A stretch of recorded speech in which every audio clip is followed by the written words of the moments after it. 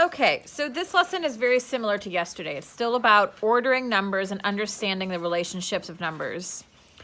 Greater than, less than, equal to kind of a thing. But this one is focusing on actually ordering more than 2. So really, this lesson is all about greatest to least or least to greatest. So if I have numbers, first off, when we are doing greatest to least or least to greatest, no matter what the instruction says, you guys like to make it opposite day. It says, write them greatest to least. I say, write them greatest to least. We underlined the words that say greatest to least. And then you give me least to greatest. So here are some strategies on how to hold ourselves accountable and how to ensure that we don't get caught up in that.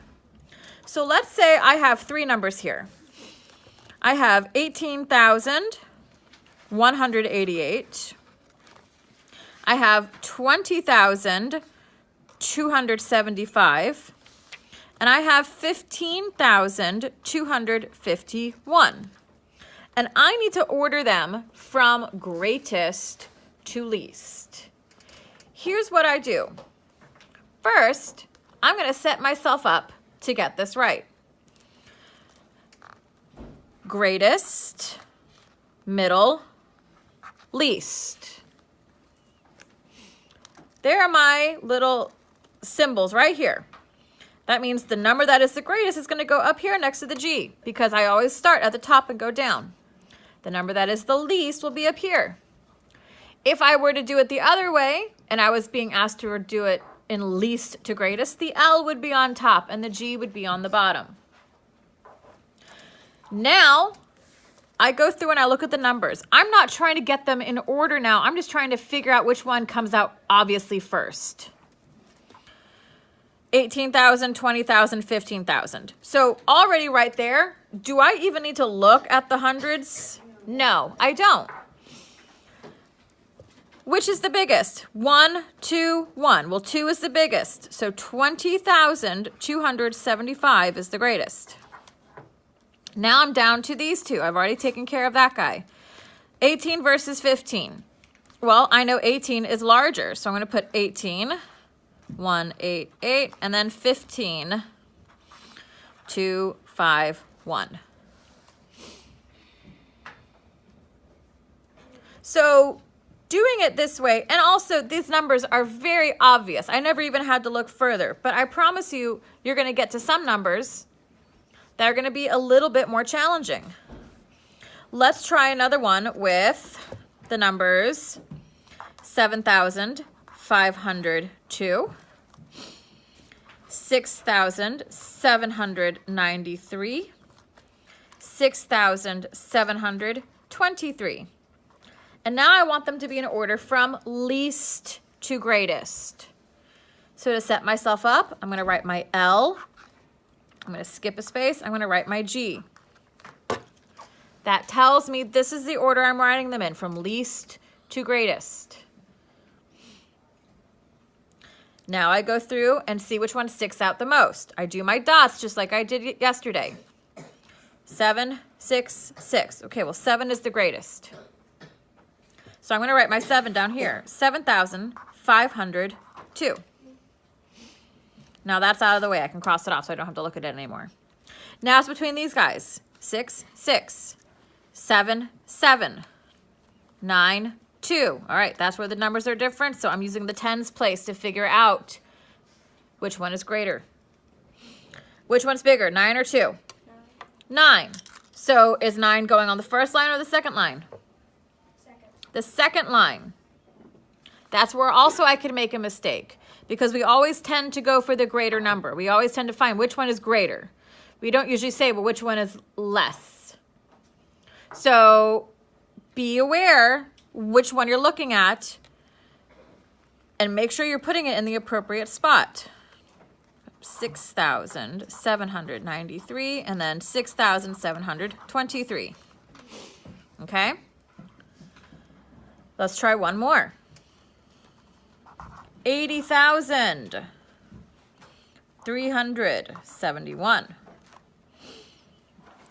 15,048, 80,137.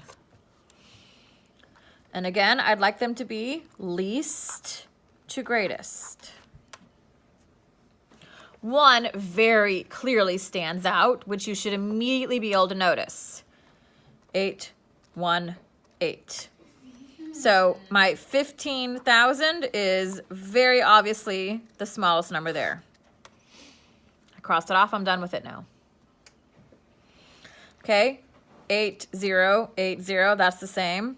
31, that's where I'm looking, as my hundreds place is going to tell me.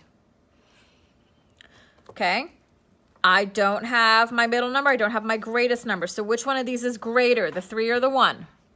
3 is greater. So I would write this one down here. That is the greatest number. And then here in the middle is my middle guy. Okay? Now, there is another way that we can look at ordering numbers from least to greatest, and that is using a number line. Now, number lines are kind of annoying to have to draw, but they are really helpful when you're laying it out, and using grid paper makes it even better. So let's practice that. Let's say I've got the numbers. Do it in a different color so we can see better. I've got the numbers 410,000, 950,000, 690,000. And I need to put these in order on a number line. And here's the number line that I have been given. When I draw a number line, I'm going to go all the way across my paper, from the very first square to the very last square. In my book here, I start at 400,000. I end at 1 million. Okay. Yeah. That's okay.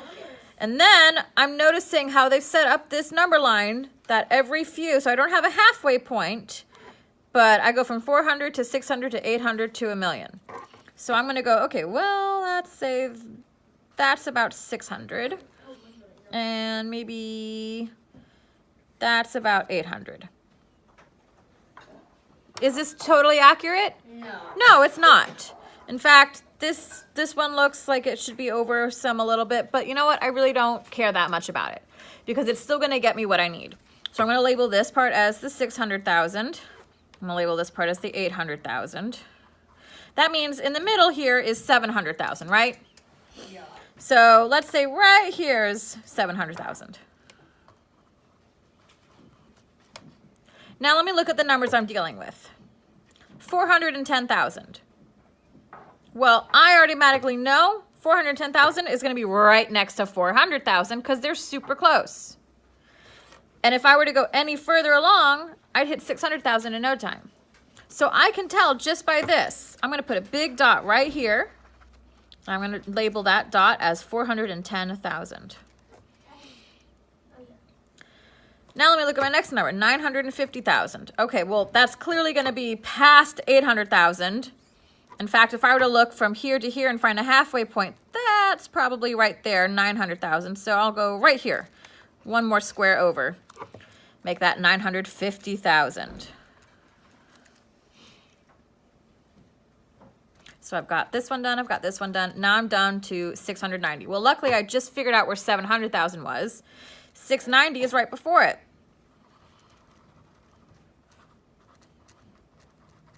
Again, are these accurate? No. If I were to really, really be accurate about this, I would need a lot more space. Yeah. But did I just order my numbers in order from least to greatest? Yeah, I did. Did I do them in any order? No, I just kind of put them where they needed to go. So using a number line can be really helpful when it comes to seeing it actually laid out where it's supposed to go. And seeing, well, here's 400 and 600, so I just got to figure out where 400 goes. And it's more like I'm just plotting numbers, and then I'm looking back and going, okay, well, so that's the least, that's the greatest, that's in the middle. Okay? So the rest of this lesson is actually taking you back to just comparing numbers. We know how to do that. That was just what our previous lesson was. When we're comparing numbers, we need to make sure that we are looking at each place value and not rushing through. Mistakes are made not because we don't know what numbers are bigger than other numbers, but because our brains can play tricks on us. A 5 and a 3 and then a 3 and a 5, your brain might see 2 5 and 3s together. You got to look very carefully. So even if you feel like it looks obvious, still go. Okay, 7, 7, 8, 3. Okay, so 8 is bigger than 3, and then write your mark. It doesn't take any extra time, but it will make all the difference in getting it right or wrong. If you're just trying to look at it, even I make mistakes that way. Because literally your brain will play tricks on you. Okay? Sound good? Cool.